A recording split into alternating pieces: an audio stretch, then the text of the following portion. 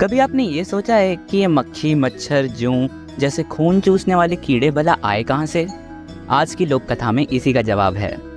इस कहानी का नाम है यासी और अपापलंग, जिसे यहाँ तक लाने का काम किया है डॉक्टर जामुना बेनी तादर ने। तो आइए सुनते हैं इस कहानी को। काफ़ी समय पहले किसी गांव में यासी और उसके दो भाई रहते थे। दोनों भाई यासी पर जान छिड़कते थे। यासी दोनों के जीवन की डोर थी। क्षण भर के लिए भी दोनों भाई यासी को अपनी आंखों से ओझल नहीं होने देते थे। यासी भी अपने दोनों भाइयों को खूब आदर सम्मान देती थी। वे अपने भाइयों का कहना मानती थी और उनकी खूब सेवा करती थी। इस प्रकार तीनों का जीवन आनंद पूर्वक व्यतीत हो रहा था। एक दिन यासी ने देखा कि घर में नमक खत्म हो गया है। पहले नमक बहुत दुर्लभ चीज़ थी, बहुत मुश्किल से मिला करता था और कीमती भी था।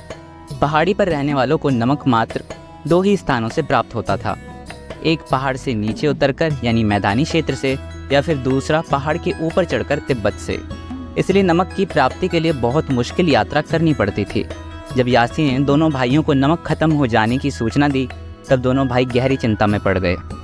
नमक खत्म होने का अर्थ है अब दोनों भाइयों को यासी को अकेले छोड़कर लंबी कठिन यात्रा के लिए निकलना होगा। मैदानी क्षेत्र के लिए तो जाया नहीं जा सकता क्योंकि वर्षा ऋतु है, मैदानी भागों में भयंकर बाढ़ आई होगी। एक ही विकल्प बचा है कि ऊपर तिब्बत की ओर जाया जाए, जिसकी यात्रा अत्यंत कठिन और दुर्गम है। इसलिए किसी एक का जाना खतरे से खाली नहीं है।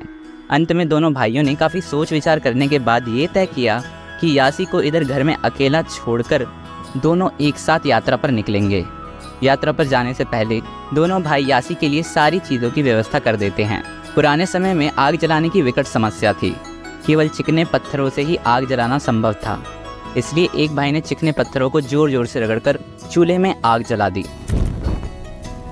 और दूसरे ने आग में बहुत सारी लकड़ियां डालकर आग को तेज किया। आग तेज जलने पर बहुत रोशनी हुई। दोनों भाइयों ने यासी को समझाते हुए कहा, ध्यान से हमारी बातें सुनो। तुम्हारे लिए खूब आग जलाकर जा रहे हैं, इसे बिल्कुल बुझने ना देना। हमारी वापसी तक आग को जलाए रखना। एक बार आग बुझ गई तो दोबारा जलाना संभव नहीं हो पाएगा। यहाँ आसपास कोई नहीं है। कुछ कोस दूर एक अपापलंग नाम का पिशाच जरूर रहता है, लेकिन उससे आग मांगने की भूल कभी मत करना, वह तुम्हें खा जाएगा। बहन को यह समझाकर दोनों भाई यात्रा पर निकल पड़े। कुछ दिनों तक यासी ने घर से बिल्कुल बाहर कदम नहीं रखा। वह घर के भीतर ही रहकर आग की रखवाली करती रही, परंतु घर के भीतर बैठी बैठी वह ऊबने लगी। आखिर यासी थी तो एक छोटी बच्ची ही। यासी का बाल अल्हड़ मन बार बार उसे बाहर जाने को कहता। यासी ने सोचा, कुछ देर के लिए बाहर हो आती हूँ, आग तो तेज जल ही रही है, इतनी जल्दी थोड़े ही बुझेगी। इसलिए यासी बाहर निकली। बाहर चिड़ियों की चहचहाट, भौरों के मधुर गुंजन ने यासी के अंदर नई स्फूर्ति भर दी। दौड़ती कूदती फांती यासी नदी की ओर आ गई। वह नदी के शीतल जल में तैरने लगी। जब सांझ हुई तो तेज कदमों से घर लौटी। घर में प्रवेश किया तो उसने देखा तो आग तो कब की बुझ चुकी है। यासी को अब रोना आ गया। अब मैं कैसे खाना पका कर खाऊंगी? चलो कुछ दिन जंगल के बेर खाकर पेट भर लूँगी, लेकिन दोनों भाई आएंगे तब उनको क्या जवाब दूंगी? दोनों ने तो मुझे सख्त चेतावनी दी थी कि आग को बुझने मत देना। दोनों जब लौटेंगे तो बहुत रुष्ट होंगे। अब मैं क्या करूं? कहाँ जाऊं? हाँ, मैं अपापलंग पिशाच से आग मांगूंगी, मगर इसके लिए भी दोनों भाइयों ने मना किया था। अब क्या होगा? नहीं, मैं अपापलंग के पास ही जाऊंगी और उसी से चुपके से आग मांगूंगी। और कोई उपाय भी तो नहीं है। अपापलंग मुझे दबोचे इससे पहले मैं उसे चकमा देकर वहाँ से भाग जाऊंगी। दोनों भाइयों को इस बात की भनक भी नहीं लगेगी। यासी अपापलंग के पास गई। उसे देखते ही अपापलंग की बाहें खिल गई।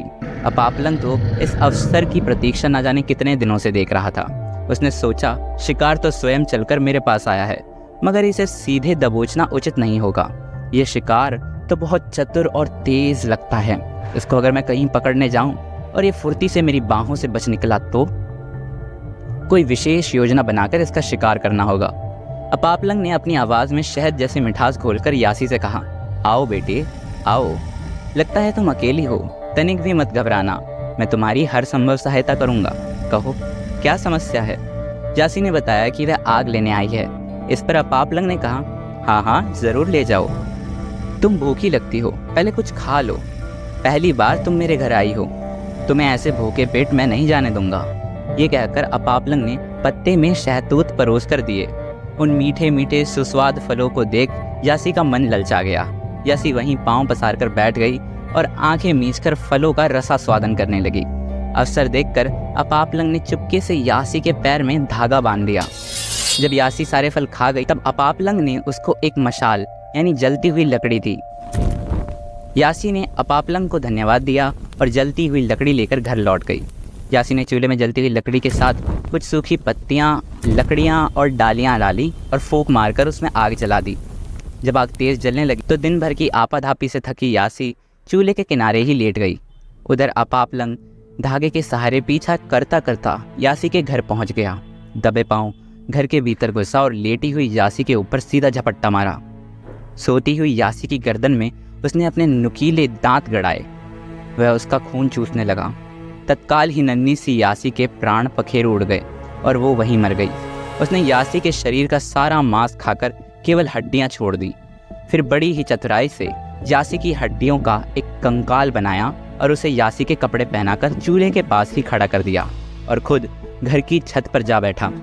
अपापलंग घर के छप्पर पर बैठकर अपने दोनों पैरों को झुलाते हुए दोनों भाइयों की राह देखने लगा। दोनों भाई यात्रा से लौट आए। जब दोनों भाई घर पहुंचे तो उन्होंने देखा कि घर का द्वार तो अंदर से बंद है। दोनों ने यासी को आवाज़ दी परंतु घर के भीतर से कोई उत्तर नहीं मिला। दोनों ने घर का द्वार पहले खटखटाया मगर द्वार नहीं खुला। फिर द्वार को पीटा लेकिन वो तब भी नहीं खुला।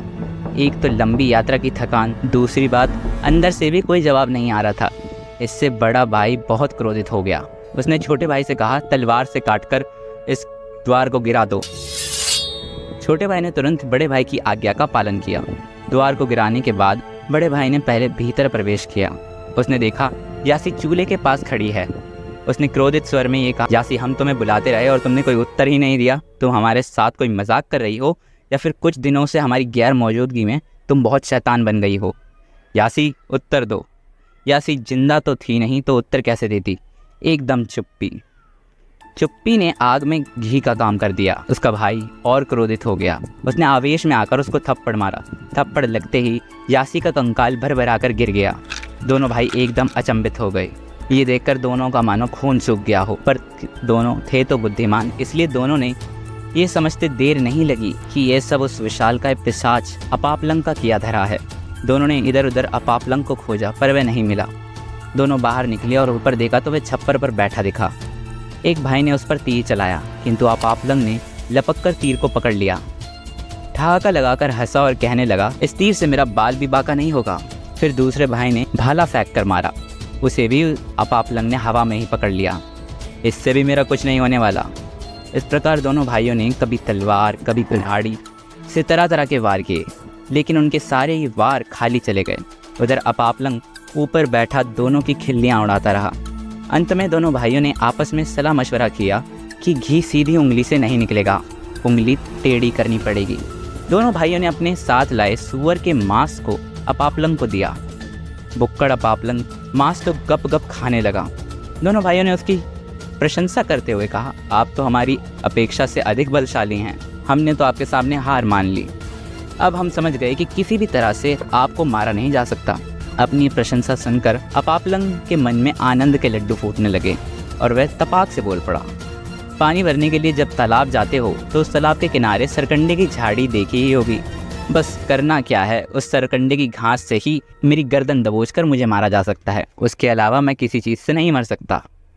अब किस बात की देरी थी। ये सुनते ही छोटा भाई दौड़कर तालाब की ओर गया और वहाँ किनारे से सरकंडा ले आया।